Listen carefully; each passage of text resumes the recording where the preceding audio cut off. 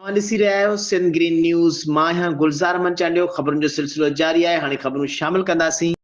घारो खां ज़ोहेब शेख जी रिपोर्ट मुताबिक़ घारो शहर में foundation associated Indus bright future school जे तरफ़ां सिंध सकाफ़त जे हवाले सां रंगारंग प्रोग्राम करायो वियो।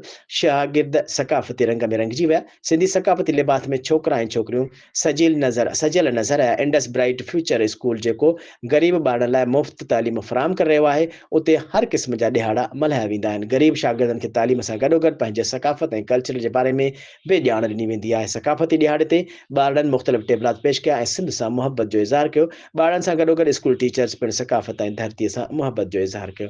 तक़रीरूं कयूं, झुमरियूं पातियूं, हिक जहिड़ा कारा वेस अजरक जे ओट में पातल नज़र आया। सिंधी लोकगीतनि ते शागिर्दनि रक़्स कयो ऐं झुमरियूं पातियूं। सिंध जी तालीम बाबति टेबला पेश कया विया। उन खां सवाइ घारे शहर जे मुख़्तलिफ़ मशहूर मज़ाहिया टिकटॉकर मवाली एंड ग्रुप पिणु पंहिंजे फ़न जो मुज़ाहिरो कयो। मुख़्तलिफ़ टेबलूस पेश कया, जंहिंमें मशहूर मज़ाहिया किरदार रखंदड़ सजाद सुमरो उर्फ़ मवाली ऐं दिलदार चांडियो वॾे ॾंदनि वारो पंहिंजा मज़ाहिया ख़ाका पेश कया ऐं ॿारनि सां गॾोगॾु टीचर्स खे पिणु खिलायो। भरपूर दाद वसूल कयो। प्रोग्राम जे आख़िर में मोज़ज़ महिमाननि घारो प्रेस क्लब जे सदर Mukhtiar Lashari, sign public school जे principal madam Sultana Sheikh, Indus bright future school जे प्रिंसिपल मैडम रिज़वाना शेख, सज्जाद सुमरो, जावेद अहमद अब्बासी जे GM जोखियो, हुज़ैफ़ा कलमती, मोहम्मद हुज़ैफ़ा पहवर सुठी परफॉर्मेंस कंदड़नि ॿारनि खे इनामात ऐं मेडल कप शील्डूं ॾिनियूं।